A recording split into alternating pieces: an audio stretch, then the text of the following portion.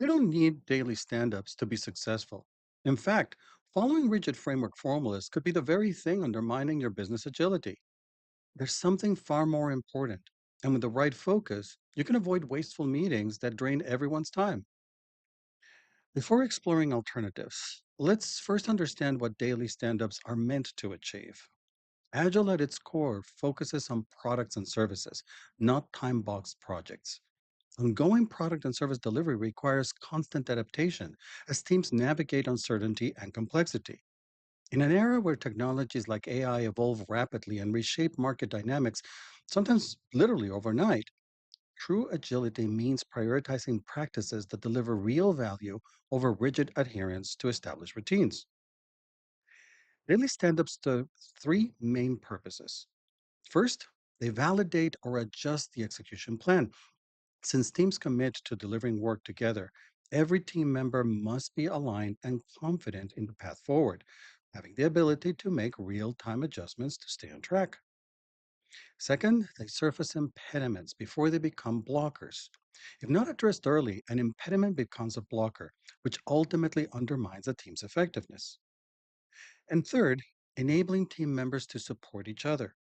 The goal here is to balance the workload and accelerate delivery by providing mutual assistance. Let me share a real world example of how daily stand ups can hinder business agility. An operations team approached me with concerns about their daily stand ups, which had become more about theoretical performance rather than real progress. Why? Because they were already in constant communication throughout the day, adjusting plans in real time, proactively supporting each other, and keeping leadership informed through regular interactions. They were achieving all the intended outcomes of the daily stand up without the formal meeting. So I asked them, very simple question: what value are these stand ups providing? Their response: none. In fact, they strongly voiced how these meetings were simply consuming their limited time. So I followed up. If you know these meetings aren't adding value, why are you still doing them? Their answer: shrug, and I resigned because we were told to.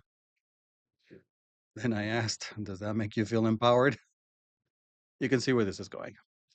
In the end, we all agreed because they were already fulfilling the purpose of a daily stand up through organic collaboration. There was no need to continue the ritual for the sake of it. Instead of wasting time on meetings that had become theatrical, they started focusing on what truly mattered. This highlights a very important point. It's not about dogmatically following prescribed practices just for the sake of it.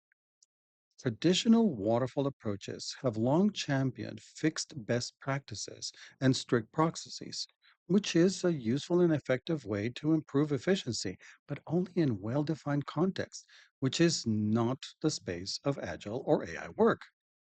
When teams adopt these prescriptive formulas without thinking, they risk reintroducing the very rigidity of waterfall that undermines adaptability and responsiveness. The challenge lies in understanding that the goal is to achieve the outcomes these practices are meant to deliver, not to simply follow a cookbook recipe. If your team has reached a level of agility where they can stay on top of progress, address impediments quickly, and collaborate effectively through other channels, you may not need a formal daily stand up. It really depends on your team's maturity level. Teams in the shoe, that is the beginner phase of the Shuhari model, may still need the structure of a daily stand up to stay on track. However, teams that have reached higher levels may not need them at all. So, how do you assess this? Look at your team's communication patterns. Are all team members always aware of the overall plan and progress? Are impediments identified and addressed quickly and blockers avoided? Do they naturally support each other? If the answer is yes, focus on nurturing those healthy collaboration patterns rather than enforcing unnecessary meetings. This is how you empower your teams to make better use of their time. The key is transparency. Whatever approach you adopt must keep everyone informed, especially those responsible for removing impediments, like the Scrum Master in Scrum or the Service Delivery Manager in Kanban. This could mean regular informal check ins, shared digital workspaces, or other communication tools that align with your team's culture. This ensures that those who are responsible for identifying impediments can spot them even before the team does. Remember, Rigid adherence to framework practices often masks a waterfall mindset masquerading as agile.